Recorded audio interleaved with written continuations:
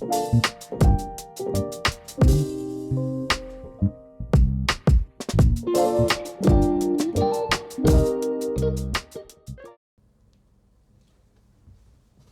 know, I didn't show up to this channel with a reel of awards or decades of cinematic accolades. What I brought was quieter and far heavier. Years of trying to win a war that no one could see. A war waged not in a dark room, but in the darker corners of my own mind. A war between who I longed to be creatively and the inner voice that insisted that I didn't have the right to even try. You see, I didn't come to flex my expertise. I came here to expose a pattern that I've seen not just in myself, but in athletes and performers and content creators and everyday people trying to do something beautiful in a loud and critical world. Because more often than not, it's not skill that breaks us. I really don't believe that. I think it's the story in our heads that says we don't belong.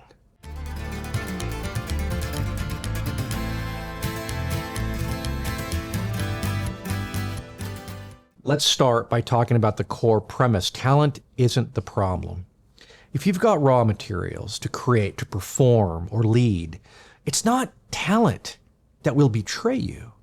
No, what takes most people out is what I call the invisible sabotage, a belief system forged in old pain, rooted in old wounds, and masked as just being realistic. Imagine talent as a high-performance vehicle.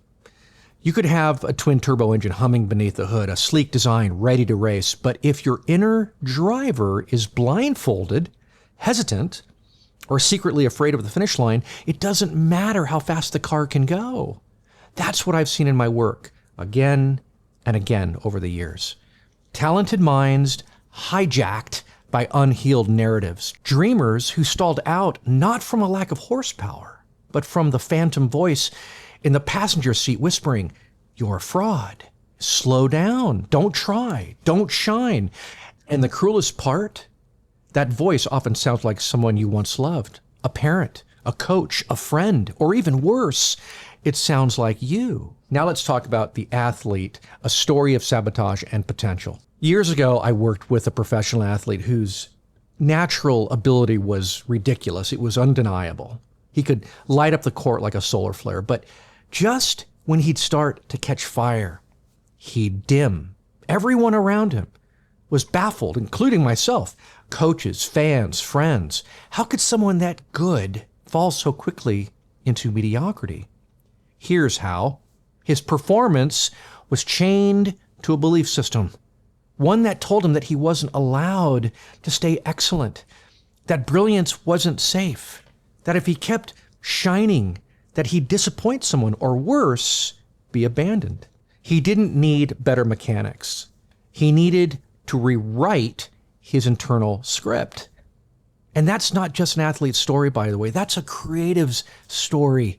How many of us have opened a project with passion only to abandon it halfway? How many of us perform one brilliant act and then hide again for weeks or months or even years? We call it creative block, don't we? But often, for many of us, it's just a flare-up of shame in disguise. Now let's talk about the universal struggle and how creators everywhere feel this. Every creator that I know, whether they're pushing pixels, painting portraits, mixing sound, crafting stories, has encountered this war. That moment where the tools are ready, the vision is strong, and yet they freeze. Not because they don't know what to do, but because their inner narrator says they're not worthy of doing it. It's why some YouTubers vanish for months, why artists abandon their own brilliance, why writers hoard drafts that they'll never share. This battle has a lot of names. You know these names. Overthinking, imposter syndrome, perfectionism. But at its core, it's a lie about identity. A distortion of the soul's lens that says you're not enough to make something that truly matters.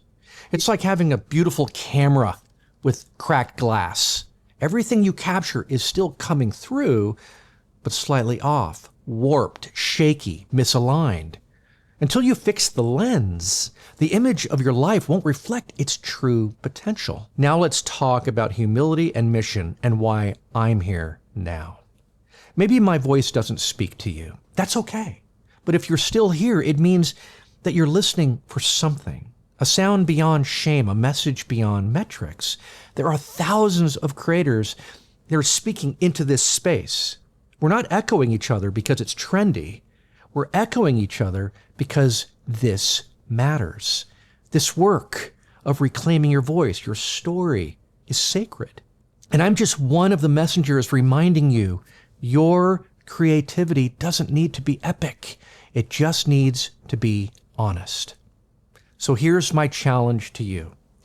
Before you upgrade your gear, before you binge another tutorial, take a moment to sit in silence and ask yourself, what's the story behind the silence?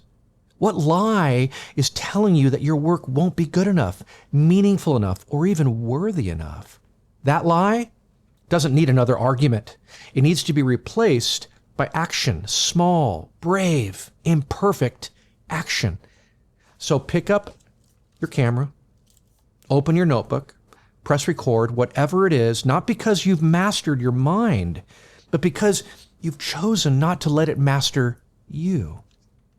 Now go, create with truth in your hands and leave the lie in the dust.